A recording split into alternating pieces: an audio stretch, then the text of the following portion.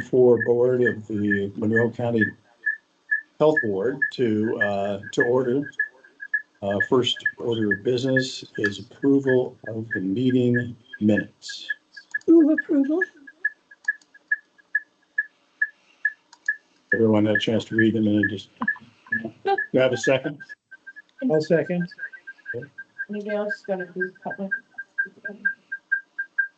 All those in favor of approving the minutes, please say aye. Aye. Okay. Public comment. So do I have a list? Yeah. Here.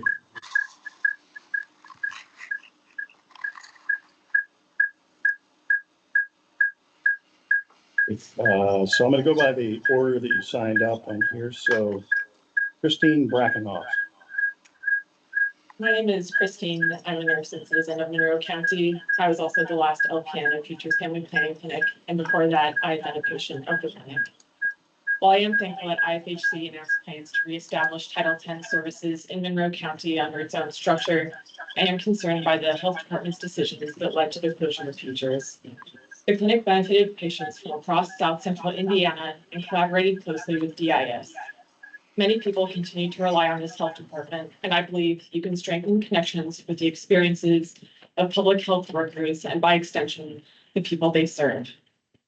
Future staff members expressed concerns to Lori Kelly and Dr. Britton regarding the clinic manager vacancy that began in April. The remaining staff expressed concerns to Lori about taking on financial and managerial duties being reassigned to them without indication of a new hire. These unresolved concerns intensified and prompted the 2 August resignations. It is unclear why the board decided that a hard reset of the clinic was necessary, especially when most board members seemed to want the clinic to continue. I was surprised that the August 21st special session was not centered around how to support the provider. This could have resulted in at least some stability and continuity of care for patients. In that special session, Dr. Pritchard stated that there were jobs, plural, that had been advertised for months. The only job posting that I saw for Futures this year was for a temporary 10 to 15 hour per week position, which required knowledge of coding and billing. Dr. Pritchard stated this clinic hasn't been running to sufficient standards and up to the standards that had been previously run, and that's for most of this 2024. Other than critically low staffing, I did not hear him specify the clinic's unmet standards.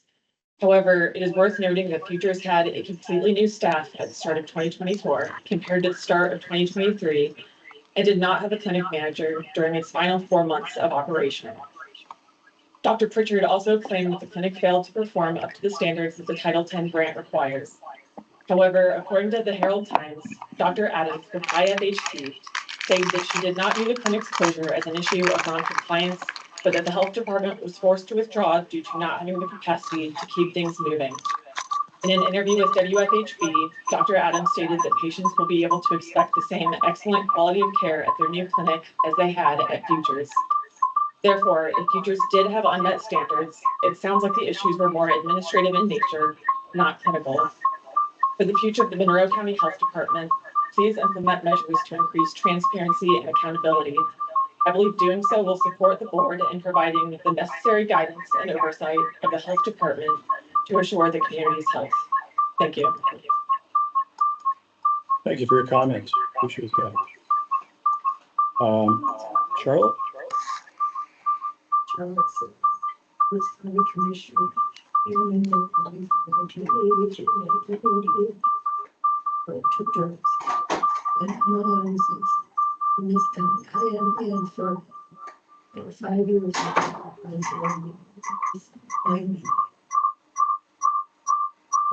So I basically really in the availability, particularly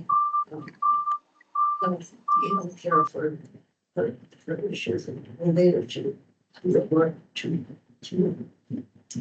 related to contraception and reproductive health care generally. So actually in India, so I worked for them for 5 years until we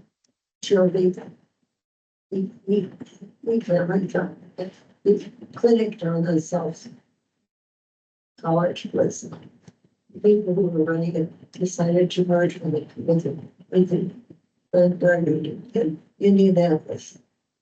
And that was an unfortunate merger, which I think has had really terrible ramifications. For example, the spread of HIV in Southern Indiana. I think it part was due to the fact that the storefront clinics in counties like Scott and Southern County, Jefferson and so on, that there was no available health for people of any sort in most of those counties. And they relied on the Planned Parenthood clinic to provide basic care, especially testing for STDs, whether it was only in these. Anyway, so that seemed to me not so good. And then the county clinic, the down on South on North Drive decided that they would take care of the services. Is this for in Monroe County, but they flagged it wasn't the hospital, the Bloomington Hospital came to the IFHC and said, we would like to, the hospital would like to pay for the money that run the clinic. The Bloomington Hospital said that. So that was when Nancy Carlstead was and she wanted to take everything for profit. And then so the hospital took over the $350, give or take, $1,000. At that time, I went to a meeting with accessibility hospital and the vice president together with Gail. Gail was the director of IHC at the time. Because by then I had and I was working for a little bit. And then I was on the board of the IHC for a number of things. And that's president of the board. So I worked with Gail at the hospital. They said, we don't want to give us $350,000 anymore because we do not think reproductive health care is part of our mission. So when we program was going to reach him. So at that time, Sophia Travis was still on the time, so she had not died. We mentioned we already there the county hospital, and she wrote she could have been. Sophia and Gail and I went to the doctor and can't remember, it was after Steve reached the next. We talked about it, like it would be amazing if a county hospital actually provided health care. That would be unmatched in the state. And so we asked them if you like, would you be willing to take this over because we really need this services here. And the hospital and the board just talked about it and decided yes they would provide the service. And that became the future program. I haven't followed that very much in since then. As I left county government, I did not leave the county, and I have not left my the battles that I fought in India. Because I know how important this is, not only for women, but also for men. And I'm very distressed that I need my God to have a program for anything. Because people need it. No, I am in need of services, not that. So unfortunately, not this. I'm not going to be having more babies, I don't think. But I live a lot through the people who are caring for me. I see the world through their eyes. And I know how important, relatively expensive health care, especially with leadership health care, to people in the community, and especially women, because so many people with low income jobs are women and single women taking care of children. And so it's really, it's an economic issue as well as a personal issue. It has a lot to do with the well-being of the people in our community to have those services available. And I don't know if you should probably thinking about it. It's been But I would urge you, because futures do not want to be able to continue for a number of things. I was very surprised to see it for, and we're trying to figure out how, but honestly, if this team, whoever, I get started with that, and a lot to do with the social. But then the IRPC still has Title 10 money available. It's a program that's still needed. We think county health board, we should be divided to have that money available. But to provide the services to the people in this community that are so essential. Probably one of the most essential ones. So I guess I'm here to advocate for you to work hard to find an opportunity to reopen it or to do something. Or to help somebody make this happen again. Did you understand me? Yes, Yes. yes. Yeah. You have any questions? Two things. Thanks for the historical perspective, by the way. And, you know, and I will say this, that, you know, much has been made about the $200,000 in grant money that the county lost, actually, but the county hasn't really lost it. It went, the county did maybe, but the services that it was providing really is the significant thing that the county lost in closing up the clinic. It is my hope, and I really have an expectation that is short term. IFHC is bringing the mobile clinic here, at least for some period, unspecified period of time. There are other agencies that are interested in this grant. And my feeling is that these services will return. And I don't disagree with anything that's been said here about how important this service is. I know that there are people that depend on this. I know that there are non-native speakers, and I think we're going to hear about that, maybe undocumented people that need this service. I have a long history myself of volunteering, and I understand that this service is really important, and there's a gap in service. It's just that the Monroe County Health Department will not be providing it. We no longer have the option of providing it.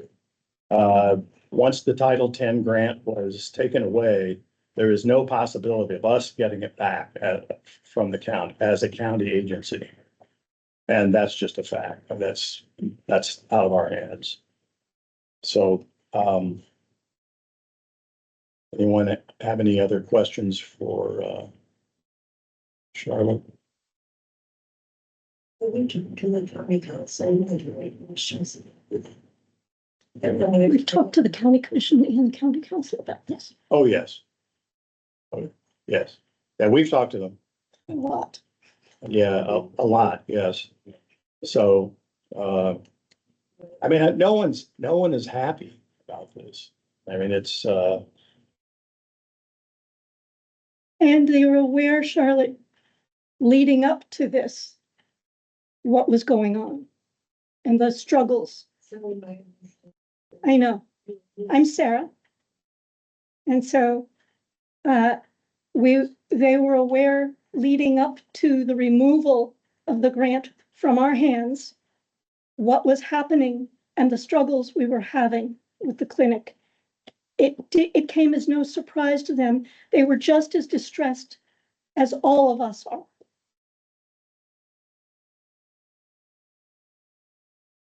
thank you. Jane Walter. Yes, hi. I'm speaking to you today as a resident of Monroe County and a longtime interpreter at the Futures Family Planning Clinic. And I believe that the Futures Clinic was a public health treasure that was all too easily lost. For me, Futures was a treasure for many reasons. First, the clinic began 18 years ago, and this is a part of the story I know, and Charlotte has given more information. But for me, the clinic began 18 years ago because the head of the health department was Bob Schmidt, He learned about the need from community members and then energetically took on a leading role to help make it happen. Second, Futures was a federally funded Title X family planning clinic throughout that time. Federal money, working locally. Great. Third, Futures was probably the earliest medical office or clinic in this area to truly have Spanish English interpreting services readily available to serve the rapidly growing Latino population. It was a struggle to get those interpreting communication support services. It still is a struggle, and Futures was there right at the start. Amazing. I think it even got an award from the Mayor's Commission on Hispanic and Latino Affairs for that. Fourth, the Futures was staffed by local health professionals and support staff with knowledge about the key resources in this area. Fifth, the Futures Clinic was very accessible because it was centrally located and easy to contact. Really, I know this. And I'm really aware of this. Sixth, Futures shared space with the local disease intervention specialist team, making it very easy to refer patients and share resource information between the two programs. And most importantly, the medical attention provided by the nursing staff at Futures over the years was truly excellent in terms of competence, understanding, and skill. The clinic support staff was a critical component of that care. And that, of course, is the part that was missing for all too much of this year. That was the cement that held everything together over the years. I know, I lived there. Saying interpreter, I was on the Futures Advisory Board for years and years as well. Of course, Futures had its challenges over the years during that period. However, the closing of the Futures Family Planning Clinic means the loss of all that medical and administrative experience gained serving this community and South Central Indiana as well over almost two decades. It also means a loss of all those relationships built up with patients.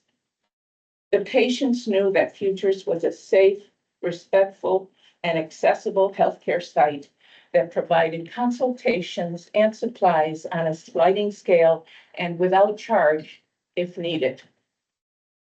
At this point, the closest federally funded Title X family planning clinic is in Bedford, which is a long way to go if you don't have transportation. I know I've been voluntarily taking some of our patients whose appointments were canceled down there to get their needs met. It's just because it's the humane thing to do. I am very happy that another entity is stepping up to establish a new Title X family planning clinic in our area. At the same time, I call upon our Monroe County Health Board members, administrators, and public officials to work together better to provide, protect, and enhance vital health resources for our community. Nobody really seems to have talked to the staff enough.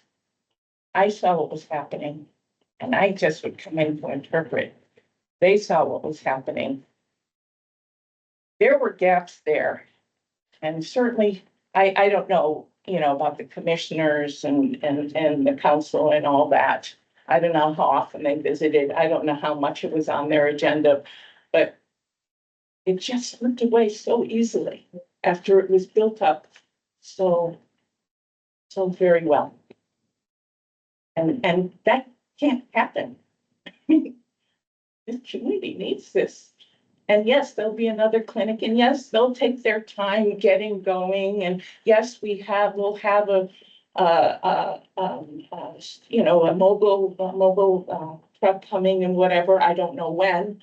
When I've looked on the website, there is no information yet about it. And I'm still trying to get back to patients who need to get, some of their birth control needs met, which could could take place there, but there's no information. You know, it's hard. It's a hard time. It's a huge loss.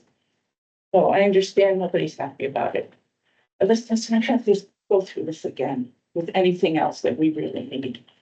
Just let's communicate better. Let's talk to the people in the trenches better or more or something. It's just gotta do better.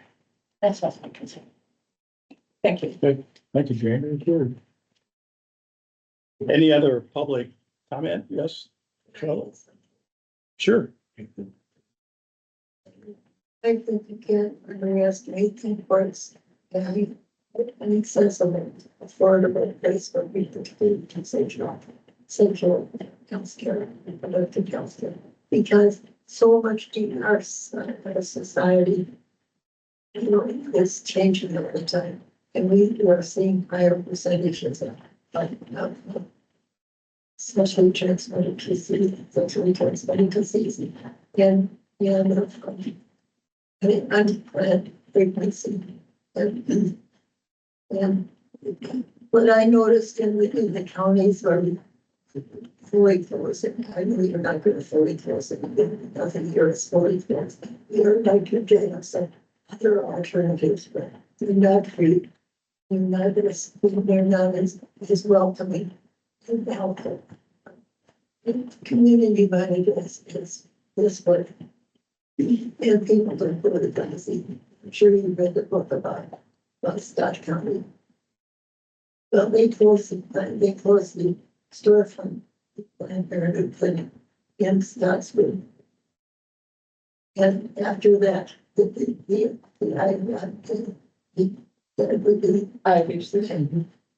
we closed it.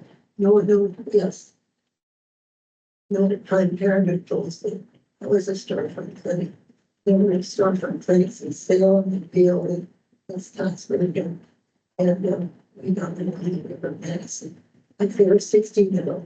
They were just storefront clinics, but they were the only place that, particularly when this one I stood, we go for testing.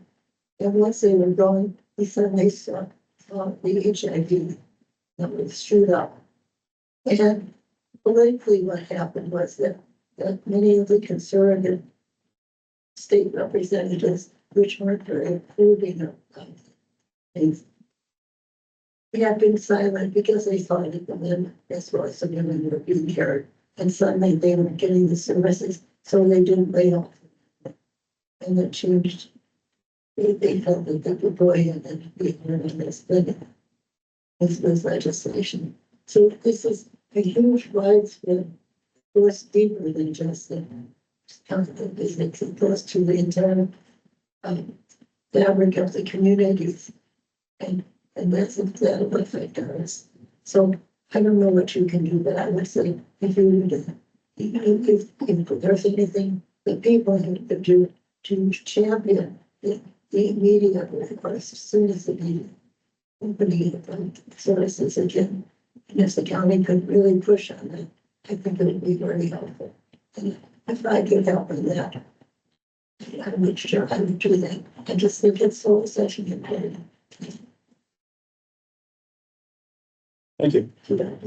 Sorry, thank you. Yeah, well, the importance of the service has not escaped us. I'm sorry. We have someone there who is done. David Henry has his hand raised. On the video call. Good afternoon. Can you hear me in the room? Yes. Yes. Good afternoon. My name is David Henry. I'm a resident of Van Buren Township. Today I'm calling in as a former employee of the Monroe County Health Department between the years of 2006 and 2007, where I worked for the late Bob Schmidt, who was my mentor in public health and public management early in my career. I am calling to join some of the voices in the room today at our shock and, well, frankly, bewilderment at the loss of the Futures Planning Clinic in the community. And I think that while I've heard some comments in the room that have lamented as well the loss of the clinic, I think it's really important to ask the questions why and how we got to this point, and to have those questions answered beyond no comment, which has been the message of the board and the state over the past month and a half. As reproductive freedom is on the ropes in our culture, the Futures Clinic was a tool in our toolkit locally, a government-provided clinic of services with no questions asked to those in the community seeking aid in their reproductive choices. And so I think it's important that we all obviously lament that loss today. And I think also, as Charlotte has mentioned today, that any student of history knows in our community that the clinic was never designed or set up to be a profit center in the county to generate self-sustaining revenue or other revenue streams. It is a public health service, and as many public health services are, they operate at the benefit of grant and the profit loss to provide that essential service to our community. So I think that's also important to recognize. Sadly, I think I can't really go much farther with any public comment, and I don't think many can until we get past speculation, because we have to fill in the gaps and we need much more information that I believe the board has been privy to since at least April about the operations of the clinic, the choices made to attempt to cross-train personnel outside of their specialties, and to have some public accountability as to how the managerial choices are what led to the loss of the clinic, not a loss of funding, not a cutting of a government program, but choices that led us to a place where hundreds of people in our community may have to venture far and wide to find safe services for their reproductive care. And so I think we need to get a little beyond this, the idea that while services may return in the community and they may be offered by other institutions that are already stressed in a public health and healthcare system that is under stress in our community, to get to the place where we have an understanding of what choices were made that led to the loss of the clinic, what public accounting can be made to the public on those choices, and the transparency that's required for civil servants and the general public to come to its own conclusions. It would be, I'd be remiss in saying without full disclosure that I am also a candidate for the county council and am likely to succeed Jeff McKim on the county council come January. And I view today in my comments as the beginning of a conversation about the clinic and not the end of one. But again, I thank you for the board's time and taking my comment today. Thank you. Thank you. Appreciate your comments. Is there anyone else?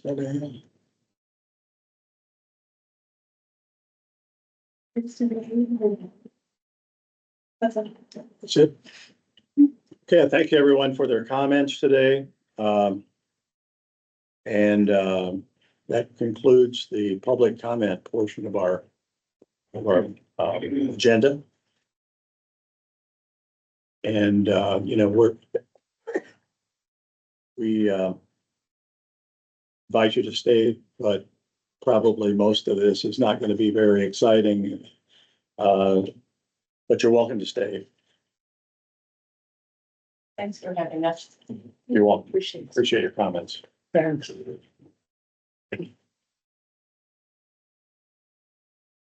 Department updates. Yes, I think Lisa's online. So, there she is.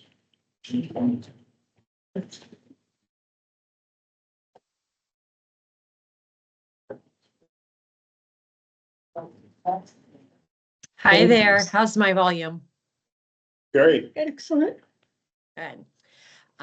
Thanks for having me. Wanted to give an update. It's been a little while since we talked school health. So in your documents, you'll find a couple different resources showing activities done since I presented last. One, you'll find an end of year report. And so this is something that I do every year at the end of the school year for the school leaders, for the school administrators to view.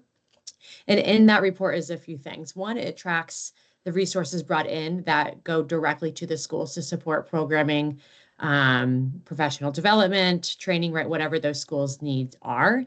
And then the second thing is an outline as to what engagement happened per school corporation. And I do that for a couple of reasons. One, just to track my own progress and see kind of where that engagement tracks year to year.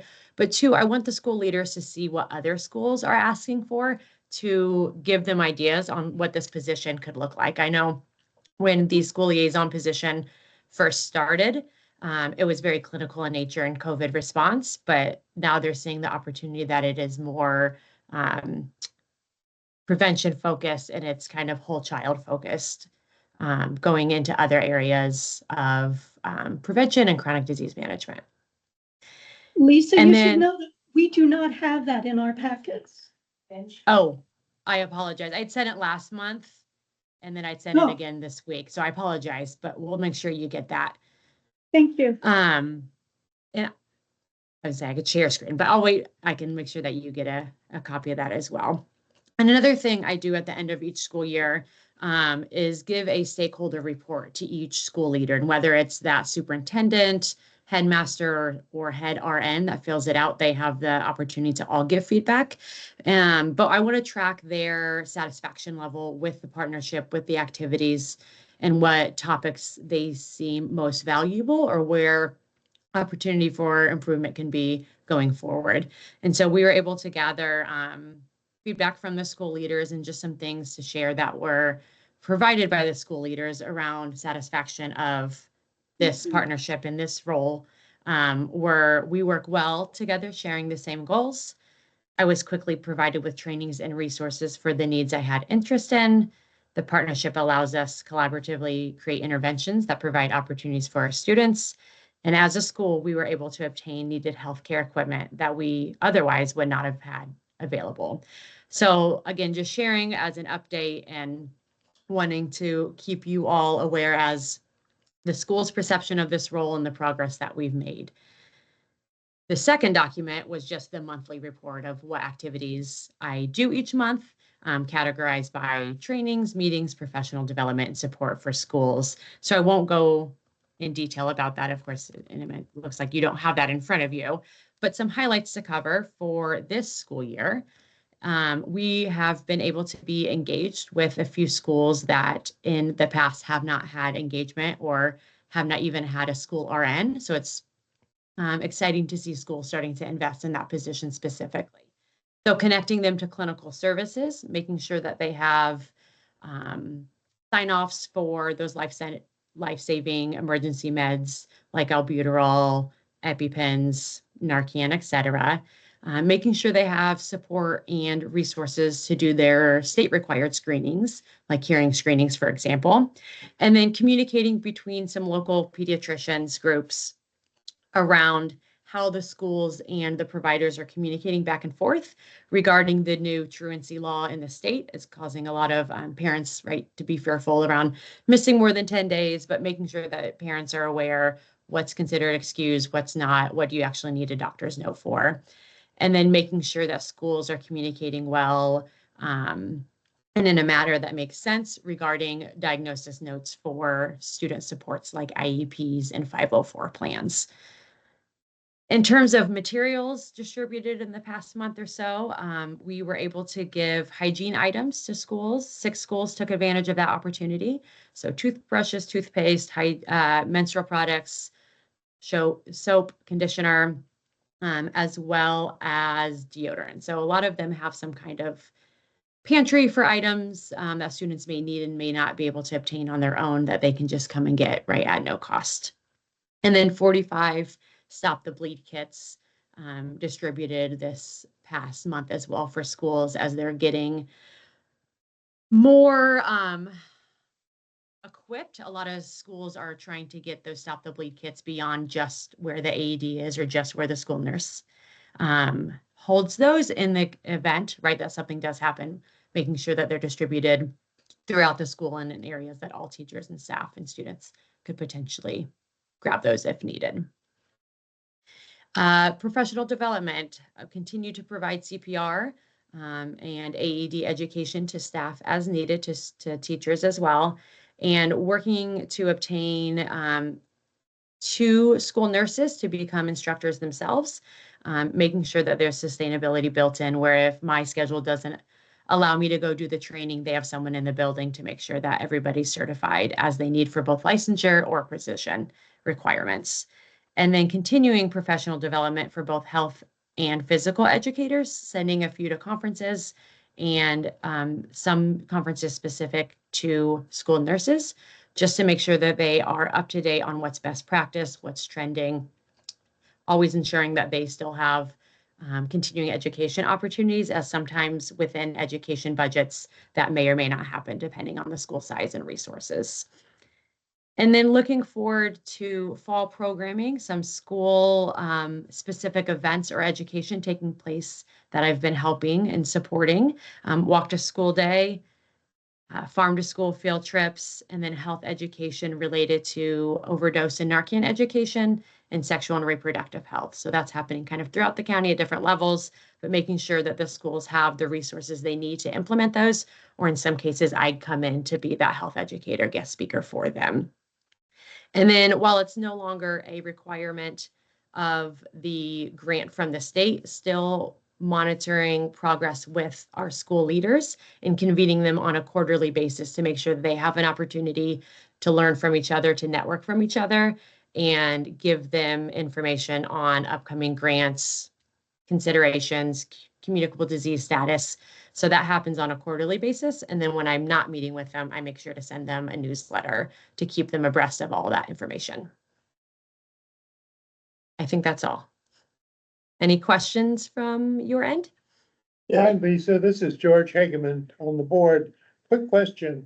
Who are the school leaders to whom you spoke in the earlier session, part of your report? Are they the board, or are they individual principals or teachers? Great question. Yeah, that varies school by school. For those with a registered nurse over their health services department, most of the schools will send that person as their representative. Some schools don't have an RN on staff, or it's a part-time role. So in those cases, it'll be the building like principal or superintendent or headmaster. So it's a variety of school administrators and clinical folks, but all of their kind of it's open. The meeting I hold with them, or who gives feedback at the end of the year, they can send it to as many administrators or key personnel that they want to have that information. Thanks, Lisa. Yeah, and Lisa, this is Sarah Reiterban, also on the board. We noted in our minutes from last month, when we did read through the report, that indeed you serve 3 other counties as well. And that in those Yes. in those 3 counties, there is also a local health department school liaison. So they are getting double service, as opposed to this county where Monroe County does not provide. You are it. And so the question really is, are we serving this county adequately with your services? Do we need someone who also functions from the either Monroe County School Corporation, acting in coordination with you? Do whoever you're speaking with feel that they are being covered, since we're talking about Monroe County, adequately within Monroe County when you're splitting your time with other counties? Yeah, great question. So my non-contracted time through the health department does oversee staff that work in Morgan, Lawrence, and Orange counties. And in Orange County, they are doing what we are doing here locally. So their school health liaison is contracted by that position. So they have one person in that role, whereas Lawrence and Morgan, there are 2 folks. And what we have seen in some of the other counties that have those kind of dual roles is, at least I can speak more so to one of the counties versus the other, but the health department serves more of the private charter setting and supports the public schools kind of as needed, but the schools, the public schools in one of our counties utilizes the school health liaison through IU Health. And we had that conversation with that health department too, to see if they wanted to contract. And just at that time, they weren't interested. But the one through IU Health tends to be more holistic, where the health department person tends to be a little bit more clinical. So that's the other counties. Here locally, I'm happy to continue that conversation. I haven't heard from any other school or corporation here that they aren't getting what they need or they're needing more than I can give to them at this time. And as I broke down kind of in that report, I want them to utilize me more. Like I do have the capacity to help the schools more. Some of them may only, connect with me if they need a material item, where others are including me in kind of goal setting or program planning or more technical assistance. So at this time, I don't feel stretched, if you will, in my contracted time through the health department to support the schools. But it's always something that I'm open to further conversation.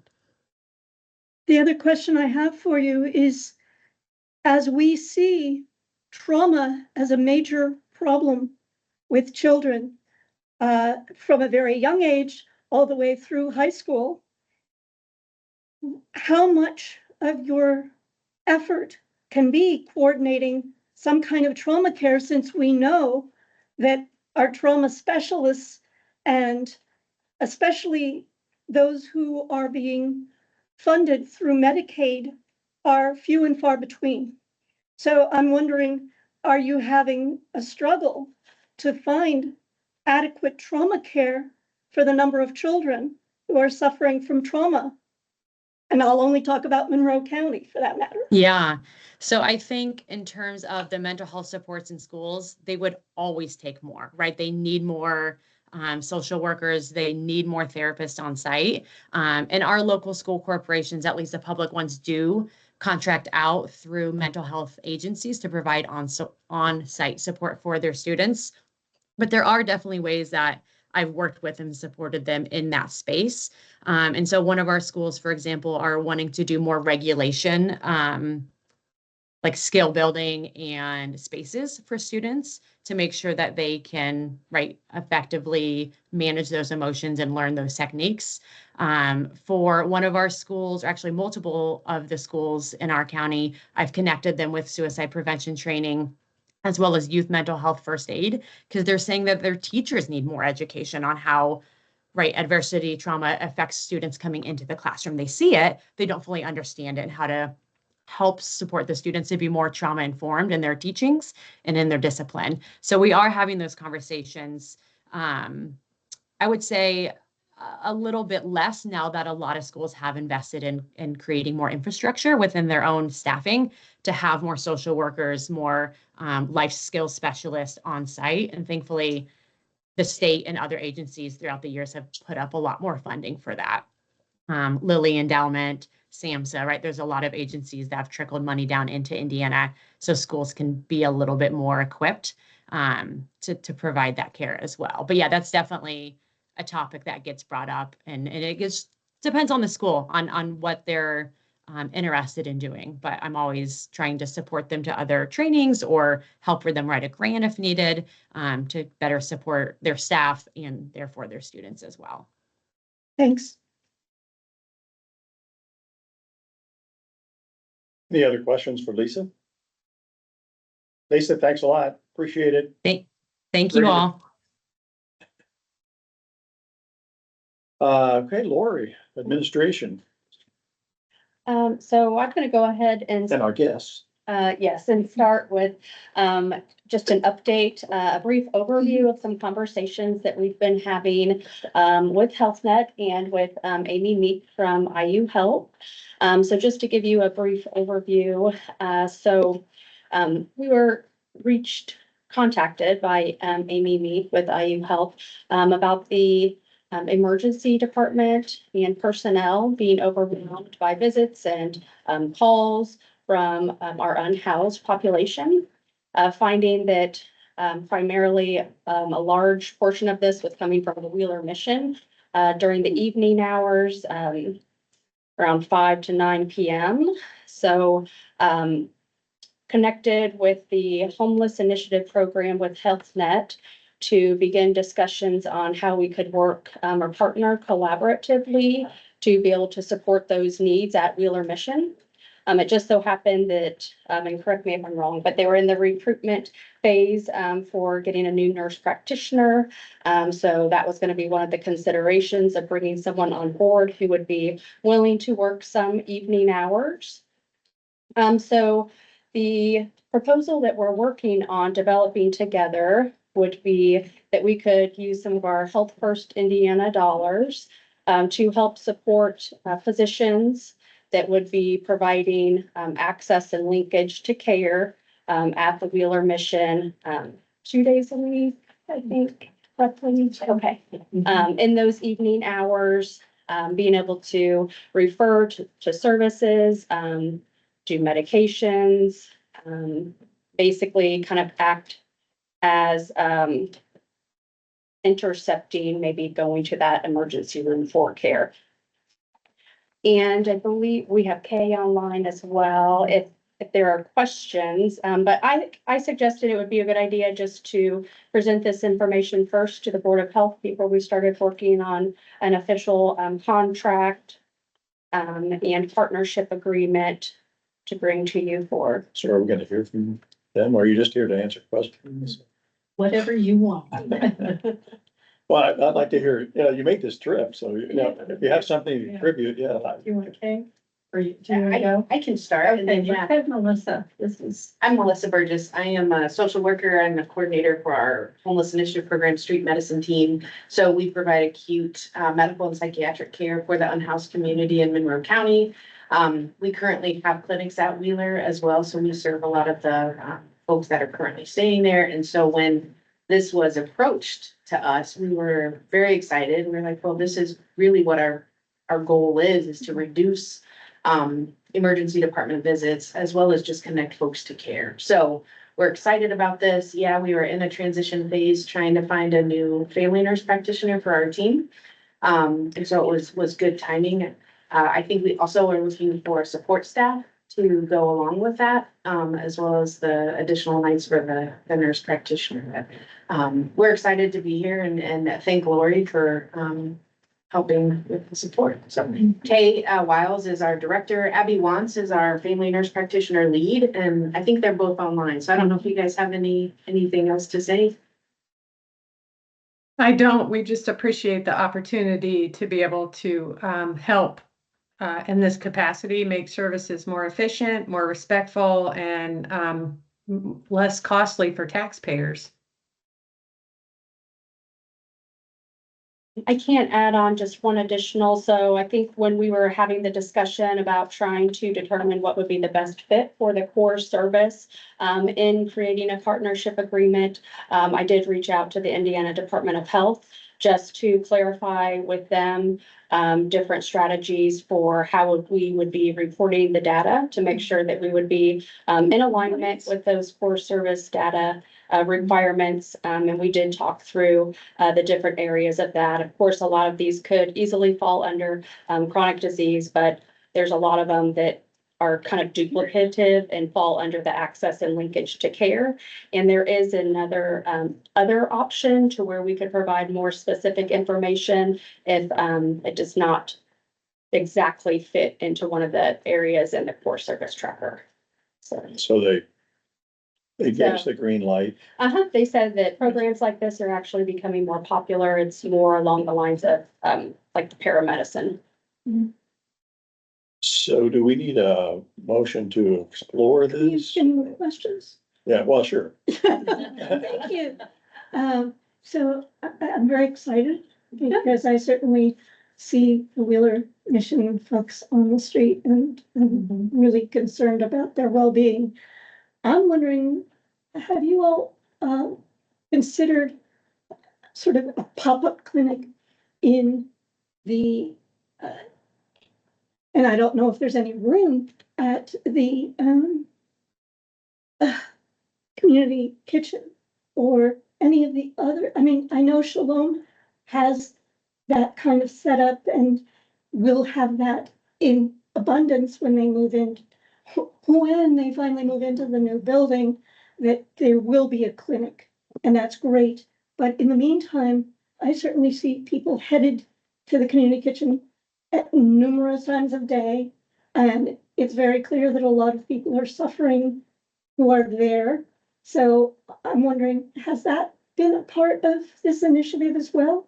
Yeah, so we hold clinics at Wingman Mission. We're also at Middle Way. We're at Crawford Permanent Supportive Housing Program. And then we also hold clinic at the downtown library, but then we're also on the streets. So our providers, our family nurse practitioner, as well as our psychiatric nurse practitioner, we take them into the encampments throughout Monroe County, as well as we can't see folks in Shalom. We're at FQHC, which is a federally qualified health center. So it takes a long time to get through some of the red tape to have our providers actually provide care inside a facility.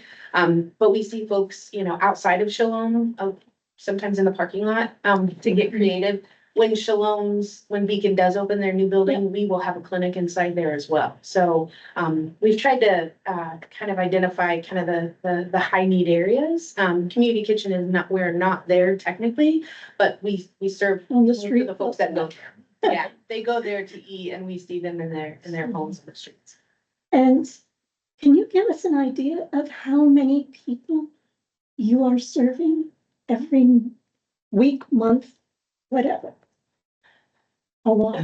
We serve, I think total, since the end of 21, we've served several hundred people. Our psychiatric nurse practitioner and our family nurse practitioners have seen over 300 people, just within the last year. So there's no shortage of need, Oh, of no. course. We're excited to have a new family nurse practitioner on board so that we can continue to just expand. So you've gotten another? We do. Congratulations. Thank you. Willing to work evenings. Who is willing to work evenings? Oh, well. Which, again, that was part of the deal, we are hopeful that this will happen and we approached it and he was like, yeah, I'll do evenings. Super. Great to hear. Yeah. Great program. Thank you for your service. Thank you. Thank you guys. Thanks to Lori for bringing this up. But we need a motion to support moving ahead with some sort of, I mean, what are I we mean, looking to support Yeah. exactly? I suppose you could, so sort of my timeline here, with, your approval, I guess, to move forward, I was gonna work, on developing the contract, just getting all of the paperwork in line, of course, running that through our legal department to then be able to bring that to the board for official approval in October. It will have to fall into that 30-day, public posting to, just be in line with Health First Indiana, which would put us about, to November, but then we could take it through the county processes for approval and start the program in January.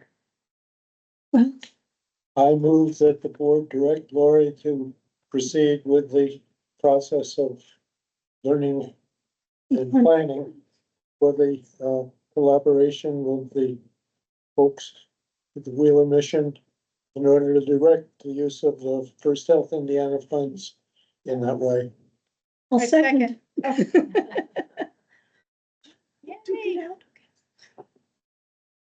It's been moved and it's seconded. been moved and seconded. Is it HealthNet or, is it No. Wheeler Mission or Health? HealthNet. It's HealthNet, yeah, HealthNet, yeah. Okay, I just wanted to clarify. I wanted to clarify that, yeah. I consider that a friendly amendment. Yeah, there we go. Any other discussion about this? All those in favor, please say aye. Aye. Opposed. Thank you, guys. Sounds, well, that sounds kind of exciting. Yeah, I mean, very exciting. Yeah, Thank you. oh, you're welcome. Thanks for being here. Mm-hmm. Okay, thanks. Have a good night. Thanks. Thank you. Thank you. Okay, so just a few other updates here. So exciting news, our very first medical resident with the Indiana University School of Medicine will be starting with us next week. So he'll begin on Tuesday and be with us full-time for 1 month. We are planning on having him attend the October board meeting and hopefully be able to, he will be working on a project, so he could either share his project over his experience and time here at that time, or be able to answer any questions that you might have. As far as budget and positions, some updates. So we did receive approval for the classification change for the registrar. So the registrar is moving to the Director of Vital Records and Administrative Support. We've received approval for the new positions, Maternal and Child Health Coordinator and Assistant Director of Vital Records and Administrative Support, and the Director of Public Health Preparedness. Council did deny classification changes for the Assistant Registrar positions, the Disease Intervention Program Coordinator, and the Disease Intervention Specialist. Received approval to move the Senior General Environmental Health Specialist from 35 to 40 hours, which will go into effect later this year. As far as environmental updates, so the ARPA funds for the septic replacement or repairs has received over 50 applications so far. So the team is meeting every week, going through those applications, trying to narrow those down. We did have Eric Lawrence started his second week in the new wastewater position. Alyssa Delgado has moved into the senior lead position for foods. And the foods team is working with our county GIS to prepare for digital inspection reports, which should begin in 2025. For our population health, so we are looking at adding optional blood pressure screenings for participants in the Quit for Two maternal cessation program. Anyone who's identified with hypertension, who doesn't have access then to blood pressure monitoring at home, we could provide with a monitor for them to take home to use. Population health did community outreach with our GIS, Narcan behind every bar. They trained 26 individuals. And we did receive our renewal grant for the harm reduction position. This is only a 9-month grant cycle. We had requested funding for 2 positions, but we were only awarded enough for 1 position. We've had the official move of Bryce Bookwalter into the Public Health Preparedness Coordinator position. Things are going well. He's still working on reviewing and updating the department plans. We recently were working on a call center setup. I think you saw that probably at the last meeting. So getting that all ready, and attended a local emergency planning committee table talk exercise with community members on September 5th. September 1st? Yes, we had on September. It, Probably next It year then. Well, it happened on September. Oh. Sorry. Oh. And what was the outcome of that? What was the gist of that meeting? Sure, basically talking through all of the community partners, so police, fire, Indiana University, essentially like who would be doing what when. Originally, we were going to have employees here on staff trialing the call center, but we opted not to do that and just had everyone attend the meeting. So everyone would note or call into a call center and then get direction for what each division would plan to do? Correct. So our role in this would be if the health department needed to establish a call center where if emergency services were just receiving a huge influx of calls that could direct them to us, then we would have essentially like a script that we could give people basic information, maybe Okay. where to go to shelter in place or, Okay. you know. Great. That's awesome. I question things. I actually have 2. So you mentioned that the septic, you have over 50 applications Mhm. for the septic funds that we have, and that you're meeting weekly, which is great. Mhm. How many plans do we actually have in place? Because my understanding is to actually get the ARPA funding, we have to have the actual plans in place. So how are we doing in terms of actually having plans in place? So I think that progress is being made and they're getting very close to that. I can't, I've attended one of those. I can't attend all of them, but Cheyenne does and Mike as well. So I can find out the exact numbers of the ones that they have ready to go. And probably email you that information. That'd be great, because, I mean, we don't want to lose this incredible funding, but if they're not moving ahead Mhm. with the actual plans, then we will, and that would be a shame, because we certainly know, as George will tell us, I'm sure, from the Lake Monroe friends, Yes. that Friends. we need these septic systems repaired. Thanks, that's one question. The other is, and I don't know that it falls to you as much as it might fall to Clark, and do we have the emergency medical staffing team, volunteers in place? Are they meeting, and are they part of what is being done by Bryce? So we did include the volunteers in our plans for the call center and kind of establishing what we would do to have a point person who could bring in those volunteers, quickly train them, kind of give them different assignments, have them rotating shifts. So we did not bring them into this actual meeting, but we did discuss how they could fulfill assisting us in their capacity. And who's been identified to actually do that? So Avery, our MRC coordinator. Okay, and, do we have any sense of when he's going to be, reaching out and recruiting, so that this is reformed and we're actually have people? So we do have a volunteer list, and it is updated and newsletters are sent out. And so contact is going on with communications with those volunteers. Great, thank you. But Dr. Clark, Britton certainly might have more information to share. Clark, do you have anything to share? Hi, can you hear me? Can you hear me? Yes, Is that better? a little bit of an echo. Yeah, I'm sorry. Hang on a second here. Is that better? Yes. Okay. Yeah, we've been meeting with Avery a little bit. One of the small problems, well, not so small, is liability insurance for the MRC.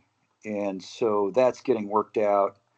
It has to go through several layers of approval, but Avery's very diligent about it and moving forward. And I think this will fall together pretty soon. Thank you.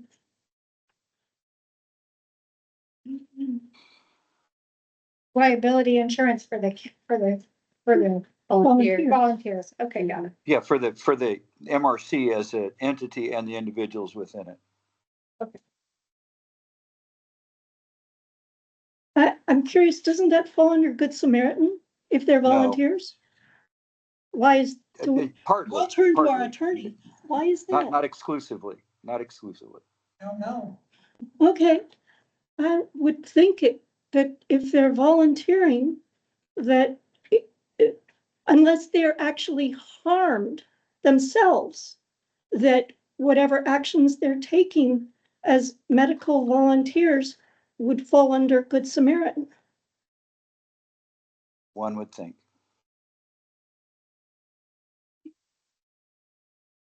Okay, thanks. But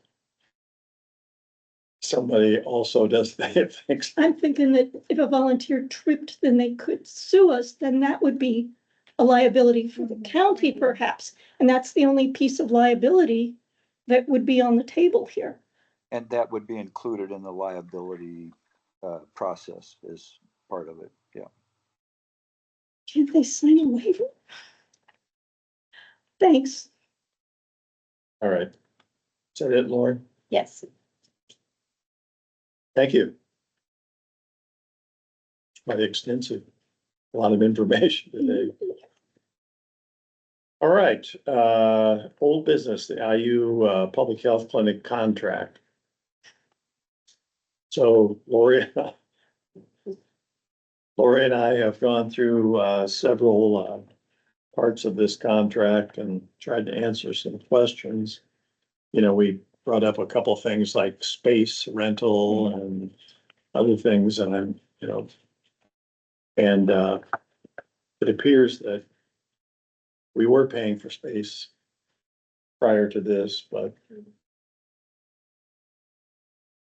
one of my observations is that as news spread of the Health First money coming into these departments, the county and our partners are pulling money back in other areas. Or where we had a partnership before, suddenly the partner is drawing back in one area so that we have to support it more fully. And I'm wondering if this is happening everywhere, all over the state, which wouldn't surprise me at all. This is part of the, I'm sure, unintended consequences of the large infusion of money. But I'm gonna let Lori address a couple of these things specifically, like things that we talked about in the contract that, Oh, sort of the Yeah. history. and what, well, that and why it seems to be taking such a big jump this year. Part of that is what I just said, but Yes, so, historically, from my understanding and conversations that I've had, the county and IU Health, because it was a partnership, they were essentially sort of, like sharing costs, putting in sort of 50-50. So, years ago, the funding that the county was putting in was significantly less. Over the past few years, there were some changes, more at the executive level with IU Health and IU Health feeling as though they were providing these services for the health department. The health department should be, covering all of the costs for that. And so I think the contract costs just started raising a little bit. Previously, one full-time nurse and then 2 part-time nurses. If there were additional grant funds, such as when there was additional COVID grant fund dollars, then those grant dollars were used to cover support staff, such as PRN staff, to help support the clinic. And so it looks like the budget that we were provided with for 2025, it does break up the health department contract with the grant funds that we still receive. But there are additional positions. We have now 3.9 employees, 1.8, and then a mixture of employees that are anywhere from 0.1 to 0.6. So I think that's adding to some of the additional increases in the costs. I have also been providing a lot of funding for supplies, which I don't think was typically being done necessarily in the past. And so I think that that's kind of added some additional costs that we have been covering. remind me what the jump was. It went from 260, 220, so 20 to 3, so 3 something. 25. so for the nurses, 290, and then the school liaison contract is 70,000. So 290 plus 70,000 if you would include the school liaison. Mhm. So $140,000. So do we have, oh, I'm sorry to interrupt. No. The staff to provide the services for the school liaison? Do we have that person, or do we have that, even a part-time person that could provide that? Because like at a part-time capacity with another one to 2 of our other positions. We have one, the behavioral health and wellness coordinator is, for example, going and doing the Stop the Bleed trainings in the schools. Okay, And it's written into that job description that they can support those functions.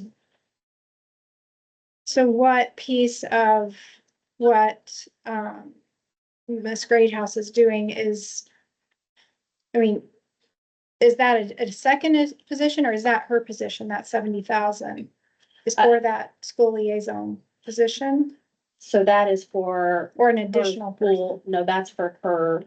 That's all for that's for Lisa, our contract with Lisa. So I think we should, as a board, decide, you know, if we want to do a portion of that position, or if we use one of our persons to do a halftime position and maybe share so that we aren't providing all the funds for that position. I think that's something to address. So I think with, everything with, Lisa's position, benefits, travel, everything, I think was closer to 90,000. We're putting in 70, the schools also pay in a portion. But I don't know those exact dollar amounts that the schools also contribute towards her. So last year, we didn't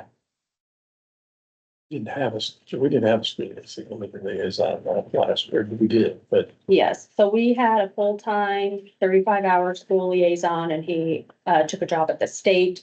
So we were still in the Okay. grant. I knew there was something that happened in there, but our contract included that position, the money we're paying.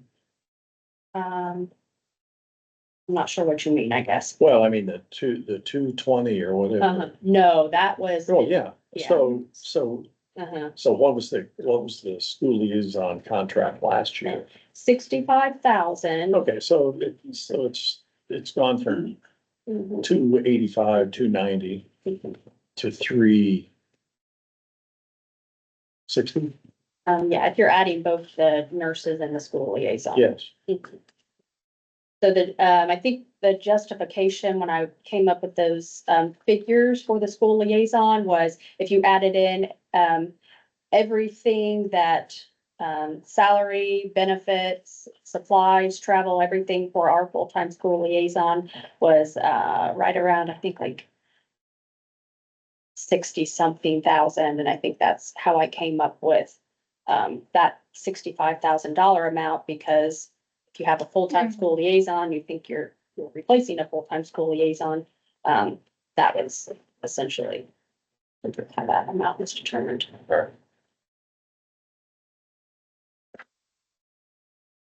Okay, well, you still have to do. Are we feeling that we need to further negotiate this, or, I mean, the contract is probably, it is what it is. Actually, we have I don't know what his position was, it's one of the vice presidents or reached out to us to talk about additional services that they might be able to provide because of the Health First money. And Aurora was gone and I'm going to be gone. So we told them that possibly by around the middle of October that we could meet.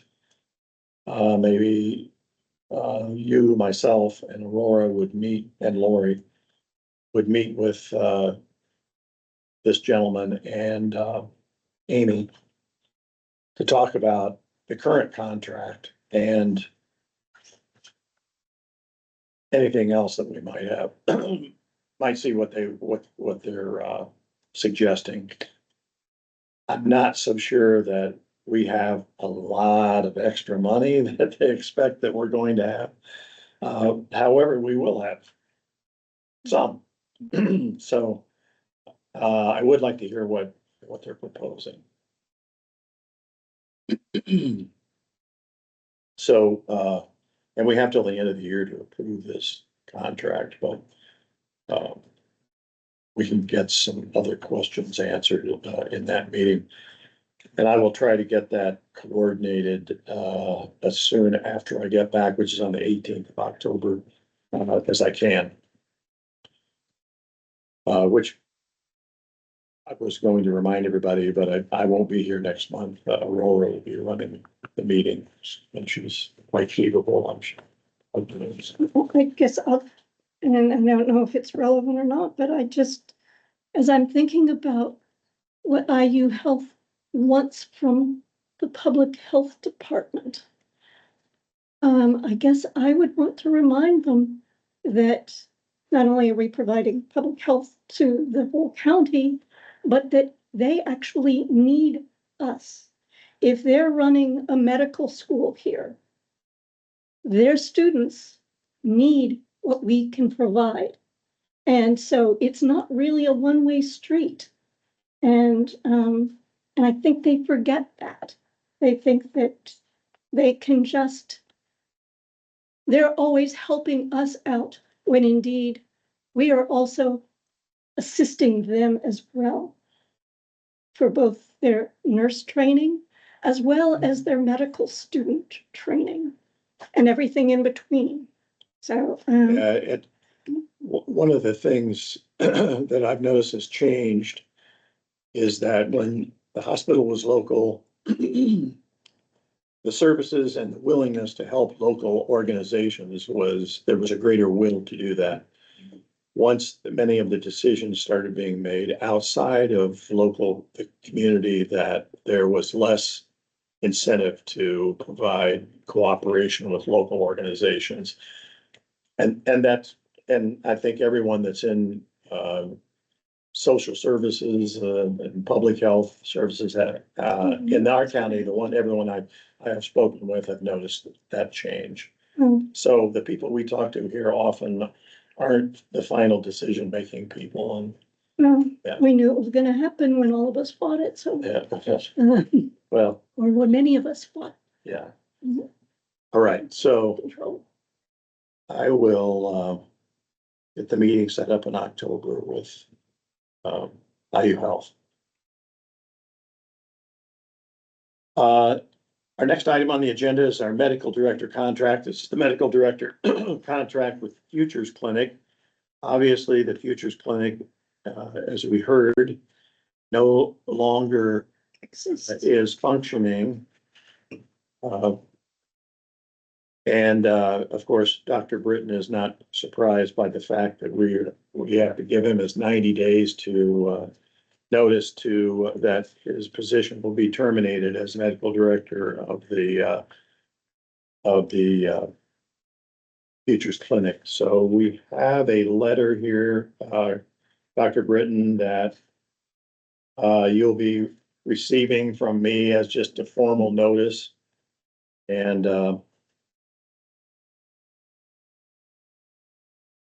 that's all I have to say about that, unless you have something else you'd like to. Unless he wants to resign the position, since there is no position. I can waive. Can you hear me? Yes. I'm happy to waive the 90-day requirement. I don't know, Dave, is that something that can be done? Yes, he can resign. It would seem you could resign the position since there is no position. And that would automatically waive the 90 days. Yeah, whatever is the most appropriate thing to do. Well, I appreciate that. All right, so pending or consultation with our legal representative, I'll let you know. I'll give you a call. Yeah, there may be some stipulation that I'm required to give a 90-day advance. I don't remember that. Well, if you were going to terminate, I think it was, and the clinic was still in operation, then I think 90 days was then appropriate, but under the circumstances, I don't think it will matter. Is that right, Dave? Am I on solid ground here? Yeah. Okay. Any requirements that he would have, you could waive, Yeah. and any requirements that he could waive. Got it. Okay. So, okay. All right. So anyway, I'll be in contact. Sure, that's fine. Okay. Thank you. All right, Lori, we have the ongoing saga of the Director of Clinical Services. This is just so unbelievable. It's just makes me want to, makes Lori want to scream.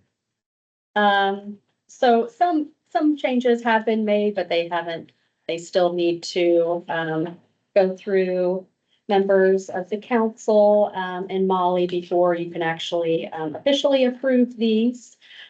So this, originally, the intention was that this was gonna be ready for you to vote to approve tonight, but that's not the case. So, Molly's looking at, trying to establish a meeting with myself and someone from the board the week of September 30th to, finalize the updates and changes. So, primarily, this was just removing the language that pertained to the Futures Clinic.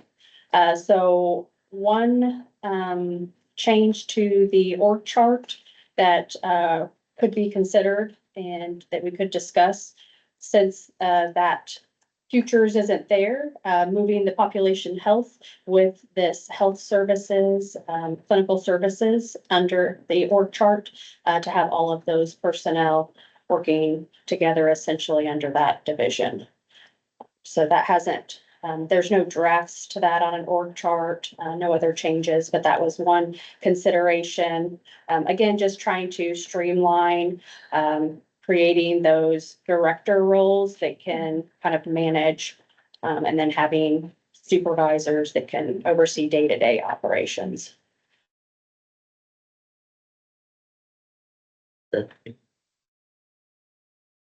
So, Well, it says we need to vote, we can't, Right. because there's nothing to that's right. vote on. Yeah, right.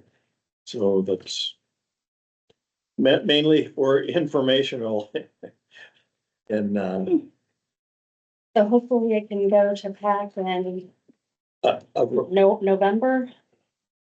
I mean, this really is still a solid needed position. So I want to make sure that, that is stressed to the PAC and the council. We need this position. We need a nurse in this position. And just some simple, changes needed to be updated. There's really not a whole lot that was, that needed to be taken out. This position was already going to be also overseeing other health department employees, so. yes, since I leave on Friday and I'll be out of town for 3 weeks, Aurora indicated that I think that she could, was that an email? Yes, that you got? I didn't know if you were copied on that one, I think, yeah. And I think she indicated that she is closing on a house or something that weekend, that week. But, she doesn't think she'll be able to make it the 30th or the 2nd through the 4th. okay, I have to look at a calendar, but I believe that, okay. I'm the next in All right, I will, let's see, need to, so if you can copy me on this.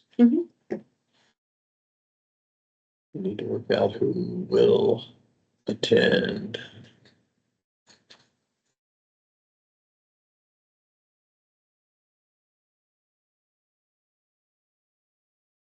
New business. Do we have any new business? No, I'm certainly not. Can I bring up, or should that be as part of comments? So during the county council meeting, Marty Hawk brought up, transferring the levy as the line item from the Board of Health to the jail services for all of their healthcare services, to the tune of about $1.6 million. And there was a discussion with legal, between, Indiana Department of Health folks to see if that was actually a legal move. Yeah. And so I guess my understanding. Which only part of it is, Okay, can you discuss that further? specifically, I met with Molly, on Tuesday and she was checking with, is it SBOA? State Board of Accounts. Yeah, SBOA, to see if what some of that has been proposed is actually legal. And I believe the only thing that they can use are something for preventive services, if I'm not Okay, mistaken. So, so that's still in limbo. She was waiting to hear back on, they said they would have to actually check to see whether that was, their concern is that we have this cash fund of about $1.5 million, reserve. And it appears that they're looking for ways to help pay for the healthcare at the jail. And, once again, you know, we have a big infusion of cash coming in next year, so, and no one knows if that'll be here in 2026 or not, but, we'll see. So that's, yes, it's in the that's, works. So we would have to, so as a board, we would have to vote if we would approve that line item change for the county. Is that true? From my understanding, it is. Yeah. Okay. So I think as part of a broader picture here, I think, you know, we're getting bombarded with all these requests for, you know, funds, et cetera. And I think that as we move into 2025, I think we should, as a board, kind of decide maybe a priority project or some issue in our community that's super important to us that we need to address. And we're addressing a lot of different things. And today's meeting with the HIP folks was great. I think that's going to impact our community. But I don't know if that sort of plan is already set in place, or we can really influence a part of the plan, whether that be mental illness or drug abuse, or I guess I want us as a board to kind of be, it's like set our priorities so that everyone isn't setting our priorities kind of for of us. course, yes. I don't know what other folks think about that. Well, isn't that kind of what happens through the community engagement process, where the community tries to actually set what the priorities are? Sure. And we've got one and we've got another one in the works, as I understand it. So if we're going to, as a board, if we're going to do something, I think we need to look at that as a guideline for us, as well as where our hearts are in terms of the need in the community, because the people who show up at those meetings don't have the same perspective that we have, since they're not sitting here day after day and hearing what is going on in the health department, much less hearing from all of these other outside sources. But I certainly take what you're saying to heart, because I think indeed it is important for us to really be the forward thinkers in terms of what matters most in this community. Yes, well, certainly you're identifying priorities and going after those as a board is definitely something that we want to do, or otherwise someone will be setting priorities for us. Sure. Although in our position, we want input. Oh, well, there's no doubt. And we are getting input, and that is what should be happening. Right.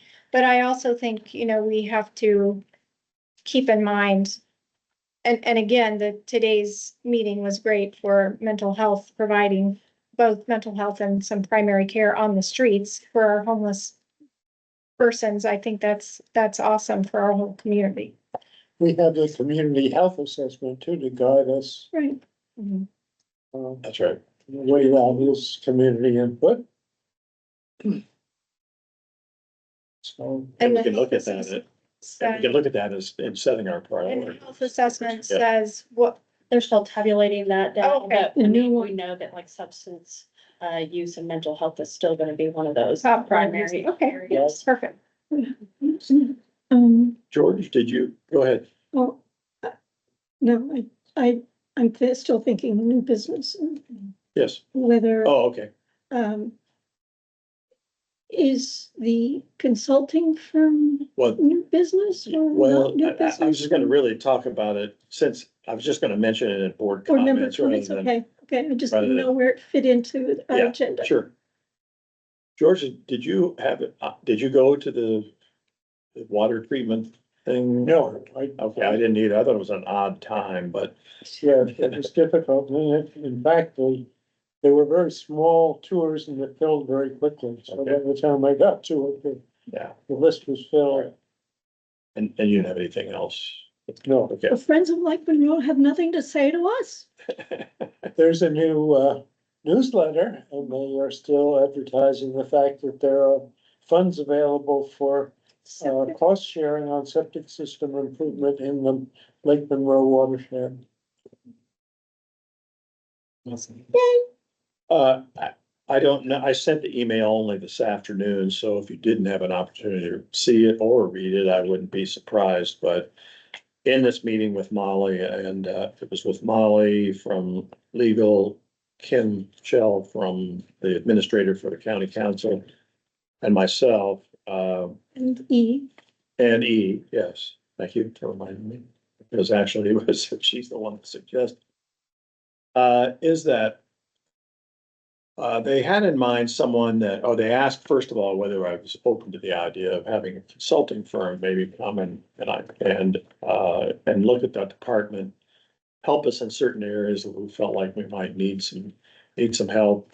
And I think eyes from outside that work inside and take the time to go to every department and every person and has input, that usually something good happens as a result of that. I'm a big advocate for consulting, as I did it in my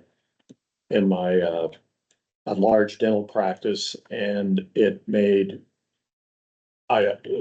was expensive, but it was worth every penny. That's all I have to say. So if you find the right person or the right firm, and they have the adequate experience in the areas where we need it, which is kind of the what I don't know about the firm that E had suggested. The firm seems very small, like maybe one, possibly two employees, which doesn't mean that they can't do an adequate job, but we're gonna need more information. And I sent the website information and the pro forma engagement letter, what they would be doing for us and everything. And so basically, we're just gonna be in the starting phase of maybe looking at talking to this gentleman who happens to be in town next week, on Monday and Tuesday, I believe. And so might see if a couple of us can meet with him and see if Lori can carve out like a little time of her extremely busy schedule. She's going, what? I might have to actually go somewhere, I'll do something else. To talk to him. And I mean, the website was very interesting. And what they say they can do is or he impressive. says he can. Yeah, but indeed, there was only one member of the team listed, and that's the principal. Whether he contracts out to people that he knows and trusts to fill in the gaps, rather than keeping them on full time, may be how he operates, since he clearly has a lot of experience at the state level with public health. And so, did you have a chance to click on some of the other links up at the top? I think did. he's done some Yeah. work with the Maryland Department of Yeah, Health. I mean, he's got a very impressive resume. I can't imagine how he could do this all by himself. And so my guess is that he contracts with people on an ad hoc basis to fill in the gaps so that he doesn't have to do it all himself. That certainly would be something that we could ask him, like, is this, how do you do this all yourself? Yeah. So, So that, would this be to take some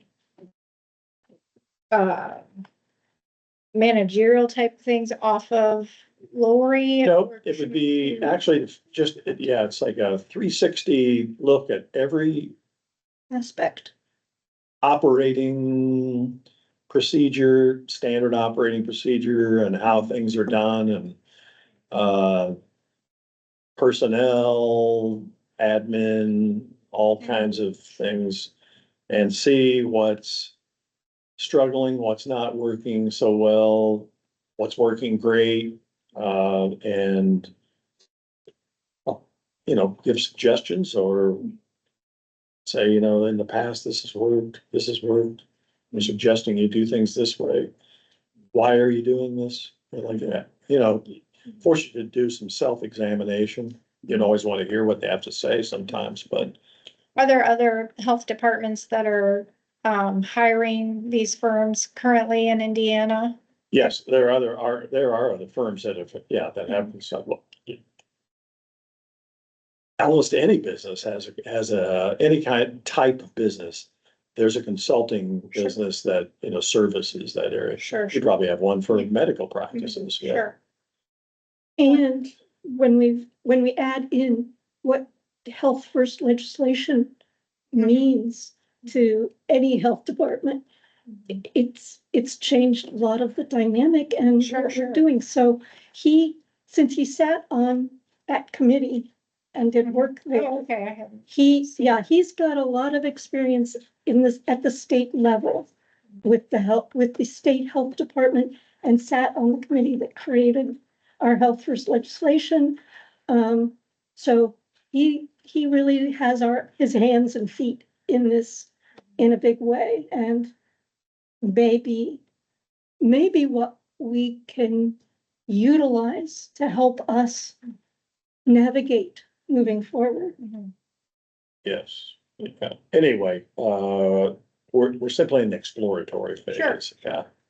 And it was just something to talk about. I wanted to make sure I brought it up and he happens to be here in town next week, so maybe we can ask. Sounds like a good idea. All right, any other comments?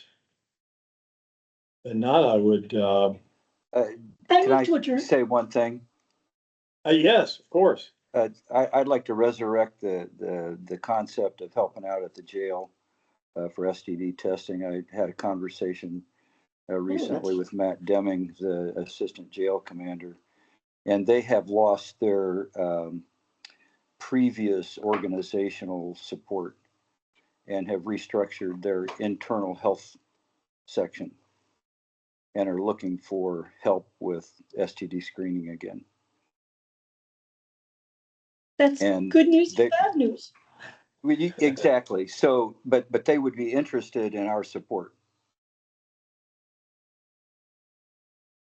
Hey, good to hear. What do you think about that? Do we have the capacity to do? More business with the DIS people. Yeah, it sounds like it. So I spoke with Miranda this week, and I think depending upon like the frequency, like they could plan maybe 1 or 2 days a month where they could carve out a few hours to go in and do that testing. And I reached out to Mr. Demings just to inquire about the frequency maybe that they were looking for, to find out more information about that, but I haven't received that just yet. So I think My impression was that a couple days a month is probably enough. Okay, yeah, thanks, Clark. Okay, Now I'll move to adjourn. second? Those in favor?